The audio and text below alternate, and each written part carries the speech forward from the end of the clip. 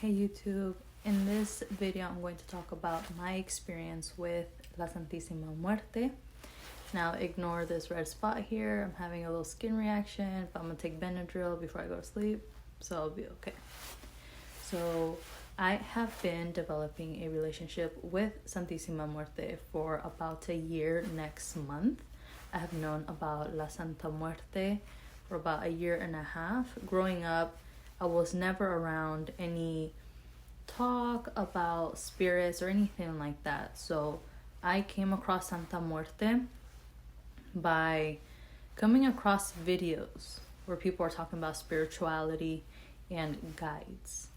For me, La Santísima Muerte has helped me a lot with developing better positive mindsets and feeling more into self-love. During that time that I needed to work with understanding and feeling that energy of self-love, I was actually needing motherly love. There was something in me and around me that my inner child was really craving that. And I believe during that time, it was Mercury retrograde, it was around Valentine's Day, and I tried to focus so much on self-love, but I had a really hard time doing that. So then one day I just came across a video where a spiritual practitioner was talking about La Santa Muerte. And I felt chills all over my arm. And it was late at night that I was watching this video. And then I had the window cracked open because there's a window right next to my bed. And I could hear an owl. That was the first time that ever happened. And I kept hearing that owl. So then over the next couple of days, I did more research. I remember getting out of bed, going to use the bathroom, and I could still hear the owl. I thought that was crazy. I was searching up the meaning of hearing an owl, feeling chills, etc. The first time I actually remember, and I had later on gone back and looked through all of my saved posts on my Instagram, and I went back like a year, and the first time I saw a picture of a Santa Muerte statue was on social media. And I remember part of me was like, oh my God, it's, a skeleton, it's this. And I'm putting judgment before I even educated myself. But I thought it looked so beautiful.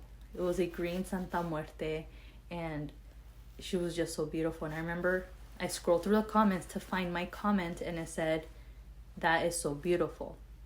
And at that time, I had placed some judgment because I wasn't educated or aware of the meaning of Santa Muerte. So after seeing that post again, I was like, all right, so did I look for La Santa Muerte, or did La Santa Muerte find me? So that's just something that I was not concerned about, but was wondering about and stuff. But honestly, I am still a beginner. I am still a new devotee.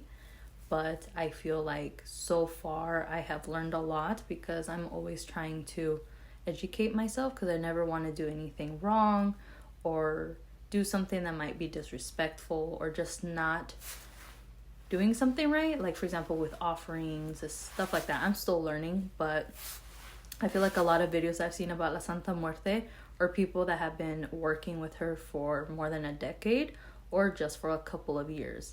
And even then, there's so much to learn about her because everyone is different with her. I will be honest, when I first purchased my first Santa Muerte statue, I was so nervous. Once again, I wasn't really educated on it. It's my first time, or it was my first time working with another energy, with a high vibrational energy. And it was completely new to me. I bought her from a local botanica, and the owner of the botanica showed me how to cleanse her. Actually, I learned off of YouTube as well, but she told me what to do, what prayer to say, and etc. And I remember the energy was so strong the first time that I had cleansed my first statue. So from then on, over time, I started giving her things, as I said, like offerings and stuff, and you just learn as you go. And YouTube honestly has helped me a lot, as well as Google, because I'm doing research and I'm such a curious person. Something that I've also noticed is, of course, everyone's altar is different. I have learned that the way you take care of your altar is the way that you're taking care of yourself. I will be honest, I am not consistent. There have been multiple times where I may not change her water for a couple of days or her offerings. I'm not consistent, but it's because I feel like I am so heavy in my energy that if I'm not taking care of her, it's because I'm not taking care of myself. So for example, today I cleaned her altar, I cleansed her altar, I added more lights to her altar, I refreshed her offerings. I put, well, not that you know, but I put vodka and a new drink and dulces and stuff like that, like sweet energy, sweet bread. And it's really nice to feel that energy. A few examples, if you can see here, that I have is an aloe vera plant. I've had this one for maybe almost a year. It was super tiny. It's the only plant that has lasted me this long. I think it's super cool. I have some sweet bread here, her apples, I have crystals, I have my statues here, I have a candle burning. This is a little gift I gave to her as well. So everyone's altar is going to be different. Some people will be like, why do you have that? Or you shouldn't have that, or you should have this. Everyone's different. For example, I know some people have like a cup of honey on their altar. Personally, for me, I'm not going to do that just because of the fear of ants coming around. It's different for everyone. Some people are very particular about what they have. Some people grew up in this cult of La Santa Muerte. For me, I am learning. That's one of the things I think is really awesome about La Santa Muerte, is that when you dedicate prayers to her, your time and energy to her, and you give her offerings, and it could be the smallest thing, like for example this right here, like the little like seashells. I gave this to her when we went on a beach trip. I brought her with me, the one statue I had, and I filled up a cup of water next to my bed. Technically you shouldn't have your Santa Muerte in your bedroom or next to your bed, but because I brought her with me, we're in a beach house. And this was gifted to me, therefore I gifted it to her. And I feel like she loved it. I have it on her altar. It's really great energy to have, because things that you like, that you think she would like, she's going to appreciate that. For example, my necklace right here, she has the same one that I do. I got this pendant of La Santa Muerte for the longest time since I've been working with her, developing this connection with her. I've been wanting to wear something, but I didn't want to get like those typical like Santa Muerte bracelets. I didn't want to wear rings with her design on me because I was afraid like it would get caught and stuff. But I had this necklace right here. I've had this for years, for many years.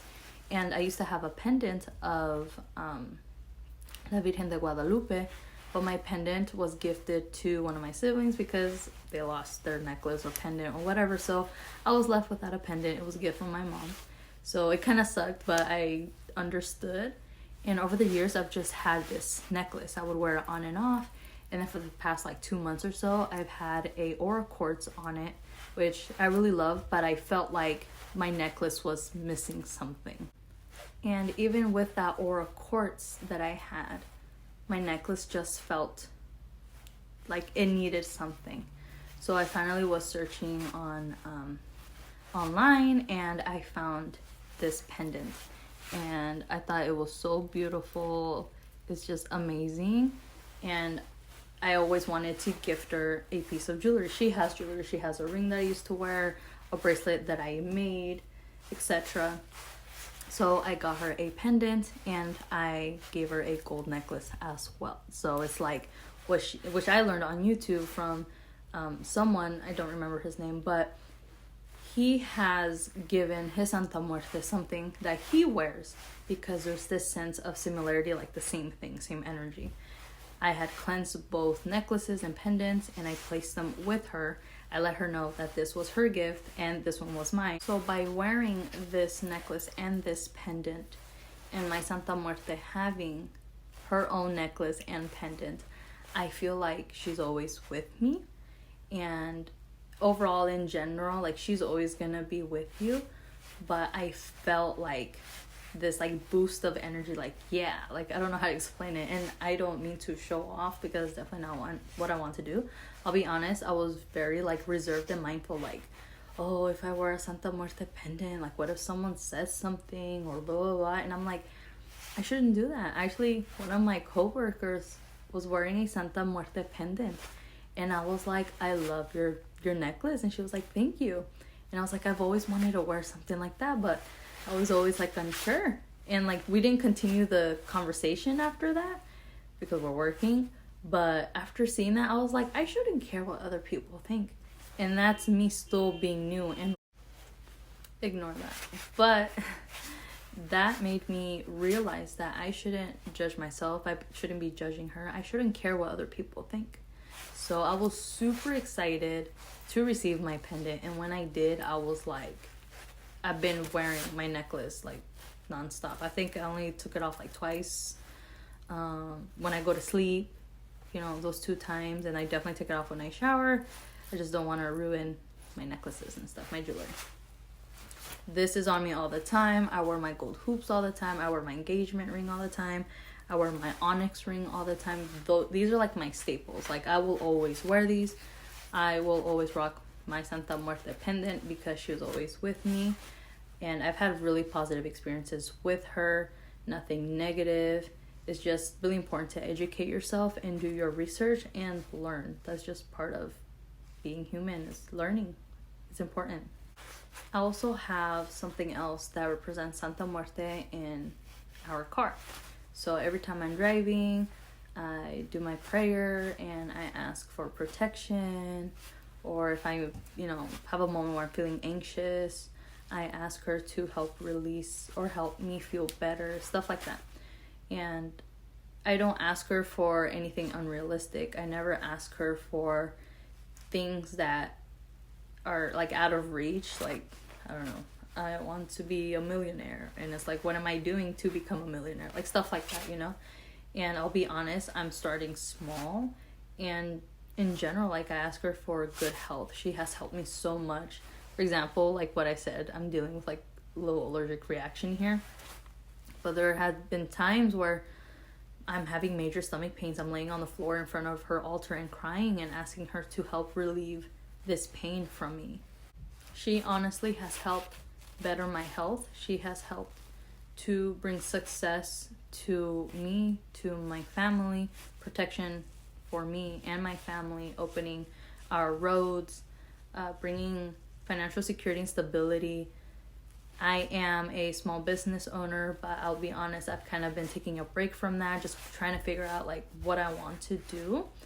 And I went back into retail, and she helped me so much. I did road opening work and setting my intentions. I had over a dozen interviews. I interviewed for half of them. People wanted me to work for them, and I set my intentions of what I wanted. And I work in a location where they're so flexible with my needs and my schedule, and they're so positive, such a good working environment, that I know that she helped manifest that for me.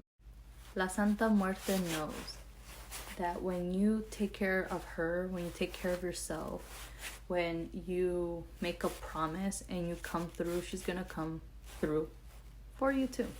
It may take some time, but it's gonna happen. And sometimes what I always say is abundance comes in many forms. You know, you might ask her for something regarding, you know, financially, and she'll find a way to bring it to you. It might not be exactly what you're looking for or wanting in that moment, but she will help you. And that's something that I love about her, is she's not judgmental. And once again, going back to your altar, the way you take care of your altar is the way you take care of yourself, which I think is really beautiful and amazing. And you will always continue to learn more. I know that people are very set in their ways, and that's fine. They're either more traditional, but the way I'm learning and figuring stuff out for myself, I think it's really great, because it's like a whole new dynamic.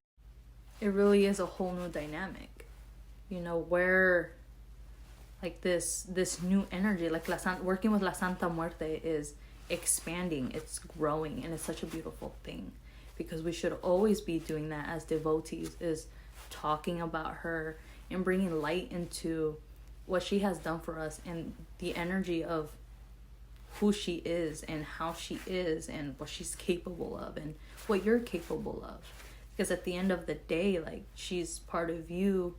And what I've learned as well is not being afraid of death, not being afraid of endings, because she's gonna be there for you no matter what. And I see things so differently now, and I still am learning. Like I said, I'm still what I consider myself a beginner, but I've learned so much within the past 11 months, and I think that's really amazing. I think as a individual, if you're not growing, if you're not learning, if you are not expanding, if you're not curious, if you are not wanting to understand more relating to La Santa Muerte, or about being a devotee, etc., like, you're blocking your own, like, education, your own knowledge, your own self-awareness. And I think that a lot of people get stuck on that because they're trying to be really, like, traditional or very, like, to the T, or following these guidelines. And I think you shouldn't do that, but then again, everyone is different. But just based on what I've learned, so my experiences have been so positive. But you know, if you guys want to learn more or want me to talk more about La Santa Muerte, I'm so willing to do that. It's just really amazing. I'm honestly really grateful for her.